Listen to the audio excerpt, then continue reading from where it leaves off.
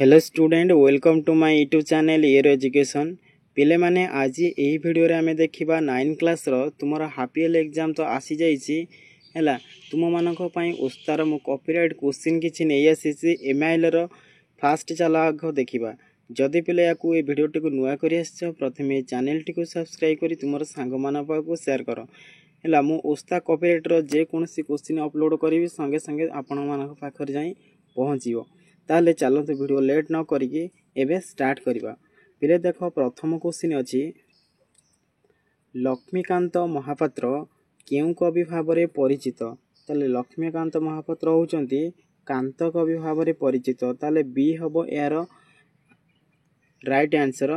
2 number देखो काहार कलरबरे उत्कलर आकाश मुखरित हुए पिले काहार कलरबरे आकाश मुखरित हुए ताले विहंग हैला 2 नंबर आंसर सी हबो। 3 नंबर देखो श्याम घन बोली यशोदा काहाकू संबोधन करिसेंती हैला 3 नंबर आंसर हबो श्रीकृष्ण को से संबोधन करिसेंती हैला 3 नंबर ए हबो तार करेक्ट आंसर। 4 नंबर एबे देखो पद्म दर्शन रे कविंक मन रे की भाव जागृत हुए हैला 4 नंबर रो सी हबो करेक्ट आंसर होची पुण्य आनंद। एबे 5 नंबर क्वेश्चन देखो पिले 5 नंबर अछि जीवन बिना झसर की परिणति हुए 5 नंबर आंसर हबो जीवन बिना होची मृत्यु वरण करे ताले 5 नंबर ए हबो आंसर। 6 नंबर देखो सूर्य पद्म मुखरे अविरल कोन ढाळंती हला 6 नंबर हबो आंसर होची ज्योति धारा। एबे पिले 7 नंबर देखो काहा बिना ग्राम देशर अवस्था शोचनीय हुए हैला 7 नंबर हबो देव राजा ताले 7 नंबर ए हबो आंसर। 8 नंबर देखो हे मोर कलम कविता रे किए काहा को निजर विश्वस्त भावे अभिहित करिसंती हैला एटा हबो आंसर हबो कलम को। एबे 9 नंबर क्वेश्चन देखो पिले 9 नंबर दिया हिची कोन ना काहार तीक्ष्ण मुनरे कविंक मनर भाषा फुटी उठिची हैला 9 नंबर होची सी हबो होची कलमर ताले कलमर मुनरे कविंकर भाषा फुटी उठिची। 10 नंबर देखो सत्य शिव सुंदर किए हैला ताले सत्य शिव सुंदर होचंती परमेश्वर हैला एटा हबो बी हबो यार आंसर। एबे 11 नंबर क्वेश्चन देखो आधुनिक ओडिसा रो नवनिर्माता भाबरे किए परिचित हैला 11 नंबर आंसर हबो मधुसूदन दास हैला एटा होची डी हबो एहार सठिक आंसर। एबे 12 नंबर देखो उत्कल सम्मेलनी केबे गठित होइतिला ताले उत्कल सम्मेलनी 1903 मसिया रे गठित होइतिला। 13 नंबर देखो किए सर्वदा आमको ऊपर को टाणु अछि हैला ताले स्वर्गीय जीवनर आकर्षणी शक्ति एटा हबो सी हबो यार आंसर। एबे 13 नंबर सरिला एबे देखो 14 नंबर क्वेश्चन कोन अछि ना इटाली रो भाग्य विधाता किए थिले ताले इटाली रो भाग्य विधाता किए थिले देखो हैला 14 नंबर होची मुसोलिनी। 15 नंबर एबे देखो बेसी झियो जन्म हेले केही केही ताकू कोन मनंती ताले बेसी झियो जन्म हेले केही केही ताकू कोन मनंती ताले 15 नंबर आंसर कोन हबो ना होची अभिशाप। एबे 16 नंबर देखो भाषा ओ जातीयता प्रबंधर प्राबंधिक किए ताले 16 नंबर आंसर हबो गोपबंधु दास।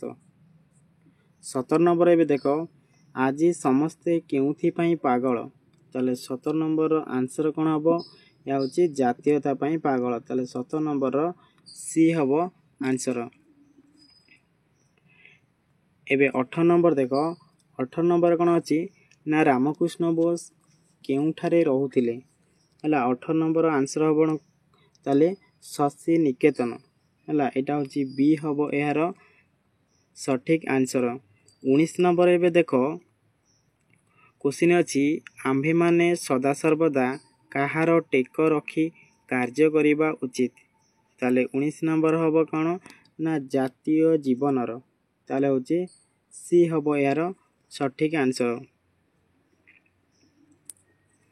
ଏବେ 20 ନମ୍ବର କ୍ୱେଶ୍ଚିନ୍ ଦେଖ, ସୂର୍ଯ୍ୟଙ୍କର କିରଣ କେଉଁ ଜଳତକ ଟାଣି ନିଏ? ତାହେଲେ 20 ନମ୍ବରର ଆନ୍ସର ହେଉଛି ବିଶୁଦ୍ଧ ଜଳ ହେଲା। 20 ନମ୍ବର ଏ ହେବ ଆନ୍ସର। ଏବେ 21 ନମ୍ବର ଦେଖ, ବୋହୂଟି କି ସଂଖ୍ୟା ଖୋଜୁଥିଲା ହେଲା। 21 ନମ୍ବର ହେଉଛି ବୋହୂଟି ହେବ ଆସମାନ ତାରା ହେଲା। 21 ନମ୍ବର ସି ହେବ କରେକ୍ଟ ଆନ୍ସର। ଏବେ ଚାଲ 22 ନମ୍ବର ଆମେ କରିବା। 22 ନମ୍ବର ଦେଖ, ଆପଣା ସୁନାତ ଭେଣ୍ଡି ହେଲା। ତାହେଲେ ଏହାର ଆନ୍ସର କ'ଣ ହେବ 22 ନମ୍ବର? ତାହେଲେ 22 ନମ୍ବର କରେକ୍ଟ ଆନ୍ସର ହେବ ଦଳ ବେହେରା ହେଲା। ଏ କଥା କିଏ କହିଥିଲେ? ଆପଣା ସୁନାତ ଭେଣ୍ଡି, ଏଇଟା ହେଉଛି ଦଳ ବେହେରା କହିଥିଲେ। 23 ନମ୍ବର ଦେଖ, କେତେବେଳେ ବୁଢ଼ା ଶଙ୍ଖାରି ଗାଁ ମଝିରେ ଯାଉଥିଲା? ତାହେଲେ ଉଦୁଉଦିଆ ସେ ଖରାବେଳେ ଯାଉଥିଲା। ତାହେଲେ ଆନ୍ସର ହେବ ଏଇଟା ହେବ ବି ହେବ ଏହାର କରେକ୍ଟ ଆନ୍ସର। ତାପରେ 24 ନମ୍ବର ପିଲେ ଦେଖ, ସ୍ୱାଧୀନତା ମଣିଷର ଜନ୍ମଗତ ଦାବି, ଭାରତର ପବିତ୍ରତମ ଦାବି, ଏ କଥା କିଏ କହିଥିଲେ ହେଲା? ଏ କଥା ଅରୁଣ କହିଥିଲା। ତାହେଲେ ଏଇଟା ହେବ ଡି ଏହାର ହେବ ଆନ୍ସର। ଏବେ 25 ନମ୍ବର ଦେଖ, ପ୍ରତିଦିନ ବାଟ ଚଲା ଓ ପାଣି ପିଇବା ହେତୁ ବୁଢ଼ାର କ'ଣ ହେଲା? ହେଲା 25 ନମ୍ବର କ'ଣ ହେବ? ତାର ଜ୍ୱର ହେଇଥିଲା। ତାହେଲେ ଏଇଟା ହେବ ସି ହେବ ଏହାର ଆନ୍ସର। ଏବେ 26 ନମ୍ବର କ୍ୱେଶ୍ଚିନ୍ ଦେଖ,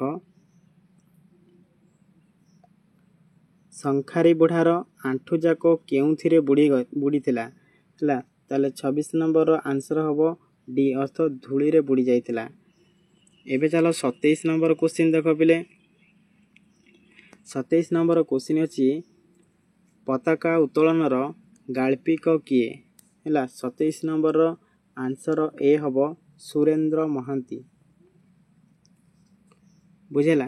ତାହେଲେ ଏ ହେବ ଆନ୍ସର ଏହାର ସୁରେନ୍ଦ୍ର ମହାନ୍ତି। 28 ନମ୍ବର ଦେଖ, ଦଳ ବେହେରା ଏକାଙ୍କିକାରେ ବର୍ଣ୍ଣିତ ଗାଁର ନାମ କ'ଣ ହେଲା? ତାର ଗାଁର ନାଁ ଥିଲା ମାଣିତ୍ରୀ। ତାହେଲେ ଏହାର ହେଉଛି ସି ହେବ ଏହାର କରେକ୍ଟ ଆନ୍ସର।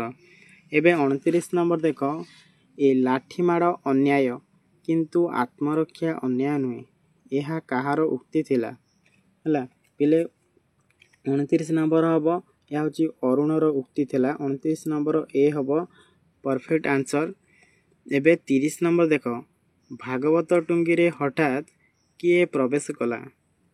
ତାହେଲେ 30 ନମ୍ବର ଆନ୍ସର କ'ଣ ହେବ?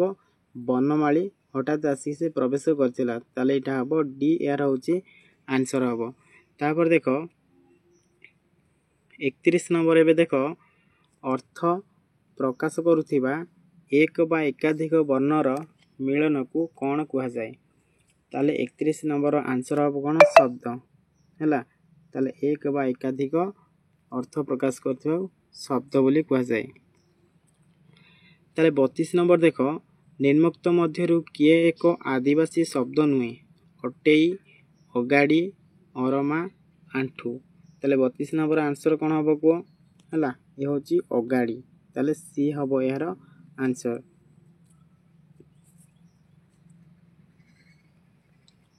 33 ନମ୍ବର ଦେଖ, ଜନୈକ, ତାହେଲେ ଶବ୍ଦର ସନ୍ଧି ବିଚ୍ଛେଦ କଲେ କ'ଣ ହେବ? ପିଲା କୁହ, ଜନୈକ ଶବ୍ଦର ସନ୍ଧି ବିଚ୍ଛେଦ କଲେ କ'ଣ ହେବ? 33 ନମ୍ବର, ତାହେଲେ ଜନ ଯୁକ୍ତ ଏକ ହେବ ଜନୈକ। ତାହେଲେ ଏଇଟା ହେବ ଏ ହେଉଛି ଏହାର ସଠିକ୍ ଆନ୍ସର ହେବ। 34 ନମ୍ବର ଦେଖ, ମନଃ ଯୁକ୍ତ ରଞ୍ଜନ, ଏହାର ସନ୍ଧି ରୂପ କ'ଣ ହେବ? କୁହ କେଉଁଟାକ ହେବ? ମନଃ ଯୁକ୍ତ ରଞ୍ଜନ। ତାହେଲେ ଆନ୍ସର ହେବ କ'ଣ? ମନୋରଞ୍ଜନ। ତାହେଲେ ବି ହେବ ଏହାର କରେକ୍ଟ ଆନ୍ସର। ଏବେ 35 ନମ୍ବର ଦେଖ, 35 ନମ୍ବର ଦିଆହେଇଛି କ'ଣ?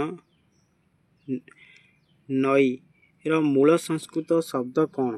ତାହେଲେ ନଈର ମୂଳ ସଂସ୍କୃତ ଶବ୍ଦ କ'ଣ ହେଲା? ନଈ ହେଉଛି ନଦୀରୁ ଆସିଛି। ତାହେଲେ ଏଇଟା ହେବ ସି ଏହାର ହେବ ଆନ୍ସର।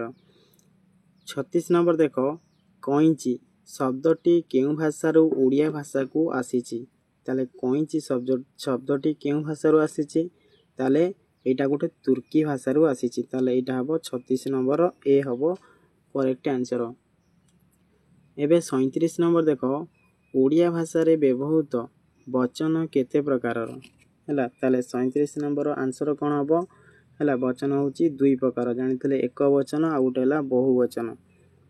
38 ନମ୍ବର ଦେଖ, ନିମ୍ନୋକ୍ତ ମଧ୍ୟରୁ କିଏ ଏକ ପାରସିକ ଶବ୍ଦ ହେଲା। ତାହେଲେ 38 ନମ୍ବର କ'ଣ ହେବ, ଦିଆହେଇଛି ଜଜ୍, କୁଲି, ଗାଲିଚା, କରଜ ହେଲା। ତାହେଲେ କରଜ ହେଉଛି ଗୋଟେ ପାରସିକ ଶବ୍ଦ।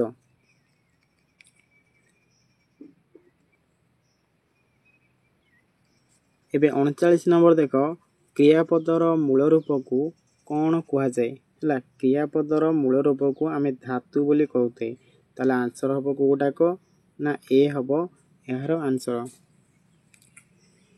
ଏବେ 40 ନମ୍ବର ଦେଖ, 40 ନମ୍ବର କ'ଣ ଅଛି ନା ଏମାନଙ୍କ ମଧ୍ୟରୁ କିଏ ଏକ ବିପନ୍ନ ଶବ୍ଦ ଅଟେ ହେଲା। 40 ନମ୍ବର ଆନ୍ସର କ'ଣ ହେବ, ଦିଆହେଇଛି ଗଛ, ବହି, ପାଣିଆ, ଧୂଳି। ତାହେଲେ ପାଣିଆ ହେଉଛି ଗୋଟେ ବିପନ୍ନ ଶବ୍ଦ। ଏବେ 41 ନମ୍ବର ଦେଖିବା ଆମେ। ପିଲା ଦେଖ 41 ନମ୍ବର ଦିଆହେଇଛି ନୟନ ଶବ୍ଦର ସନ୍ଧି ବିଚ୍ଛେଦ କଲେ କ'ଣ ହେବ ହେଲା। ନୟନ ଶବ୍ଦକୁ ନେ ଯୁକ୍ତ ଅନ ହେବ। ତାହେଲେ ଏହାର ଏ ହେବ ଆନ୍ସର। ଏବେ ଦେଖ 42 ନମ୍ବର, ସନ୍ଧି ଦୃଷ୍ଟିରୁ ଭିନ୍ନ ଶବ୍ଦଟି କିଏ?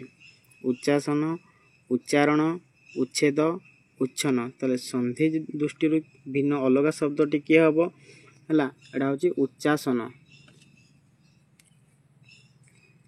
43 ନମ୍ବର ଦେଖ, ଆ ଗମ ଅନ। ତାହେଲେ ଏହି ପ୍ରକୃତି ପ୍ରତ୍ୟୟ ସୃଷ୍ଟି ଶବ୍ଦଟି କ'ଣ ହେବ? ତାହେଲେ କ'ଣ ହେବ, ଦିଆହେଇଛି ଗମନ, ଆଗମନ, ପ୍ରତ୍ୟାଗମନ, ଅନୁଗମନ। ତାହେଲେ 43 ନମ୍ବର ଆନ୍ସର କ'ଣ, ଆ ଗମ ଅନ, ତାହେଲେ ଆଗମନ ହେଲା। 43 ନମ୍ବର ବି ହେବ ଆନ୍ସର। ଏବେ 44 ନମ୍ବର ଦେଖ, 44 ନମ୍ବର କ'ଣ ଦିଆହେଇଛି ନା ଅଧିଷ୍ଠାନ ଶବ୍ଦଟିର ଗଠନ ରୀତି କିପରି?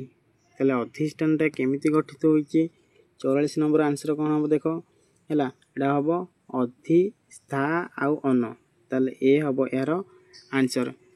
45 ନମ୍ବର ଦେଖ, କେଉଁ ଉପସର୍ଗଟି ସାଧାରଣତଃ ଭୂଷଣ ଅର୍ଥରେ ବ୍ୟବହୃତ ହୁଏ ହେଲା। ତାହେଲେ ଏଇଟା ହେଉଛି ଅପି ଶବ୍ଦଟି, ବୁଝିହେଲା।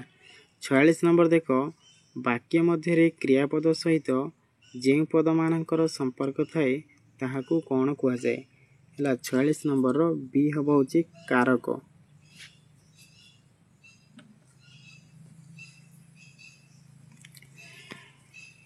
ଏବେ 47 ନମ୍ବର ଦେଖ, 47 ନମ୍ବର କ'ଣ ଅଛି ନା କର୍ତ୍ତା କାରକରେ କେଉଁ ବିଭକ୍ତି ହୁଏ? ପିଲେ କୁହ କର୍ତ୍ତା କାରକରେ କେଉଁ ବିଭକ୍ତି ହୁଏ? 47 ନମ୍ବର ଆନ୍ସର କ'ଣ ହେବ ହେଲା, କର୍ତ୍ତା କାରକରେ ପ୍ରଥମା ବିଭକ୍ତି ହୁଏ। 48 ନମ୍ବର ଦେଖ, ରାଜା ପୁରୋହିତଙ୍କ ଦ୍ୱାରା ଯଜ୍ଞ କରାଉଛନ୍ତି। ଏଠାରେ ରାଜା କି କର୍ତ୍ତା ହେଲା। ତାହେଲେ 48 ନମ୍ବର ବି ଏ ହେଉଛି ବି ପ୍ରଯୋଜକ କର୍ତ୍ତା, ବୁଝିହେଲା। 49 ନମ୍ବର ଦେଖ, ଯାହା ସାହାଯ୍ୟରେ କ୍ରିୟା ସାଧିତ ହୁଏ ତାହା କି କାରକ ହେଲା। ତାହେଲେ ଯାହା ସାହାଯ୍ୟରେ କ୍ରିୟା ସାଧିତ ହୁଏ ସେ କି କାରକ? ସେ ହେଉଛି କରଣ କାରକ ହେଲା। 49 ନମ୍ବର ହେବ ସି ହେବ ଆନ୍ସର। ଏବେ 50 ନମ୍ବର ଦେଖ, 50 ନମ୍ବର ଦିଆହେଇଛି ସ୍ୱର୍ଗତ ଶବ୍ଦଟିର ସନ୍ଧି ବିଚ୍ଛେଦ କରେ କ'ଣ ହେବ ହେଲା। ତାହେଲେ ସ୍ୱର୍ଗତ ଶବ୍ଦଟିର ସନ୍ଧି ବିଚ୍ଛେଦ ଯଦି ଆମେ କରିବା ସେ କ'ଣ ହେବ ହେଲା, ତାହେଲେ ହେଉଛି ସ୍ୱଯୁକ୍ତ ଗତ। ତାହେଲେ ସ୍ୱଗତ, এইটা ସ୍ୱର୍ଗତ ହେବ। ଏଇଟା ହେଉଛି କ'ଣ 50 ନମ୍ବର ସି ହେବ ଆନ୍ସର ହେଲା। ପିଲାମାନେ ଯଦି ଭିଡ଼ିଓକୁ ନୂଆ କରି ଆସିଛ ପ୍ରଥମେ এই ଚ୍ୟାନେଲଟାକୁ ସବସ୍କ୍ରାଇବ୍ କରି ତୁମର ସାଙ୍ଗମାନଙ୍କୁ ସେୟାର କରିବ। ଆଉ ଯଦି এই ଭିଡ଼ିଓଟି ତୁମକୁ ଭଲ ଲାଗିଥାଏ ହେଲା ଭିଡ଼ିଓ ଗୋଟେ ଲାଇକ୍ କରିବାକୁ ଭୁଲିବନି।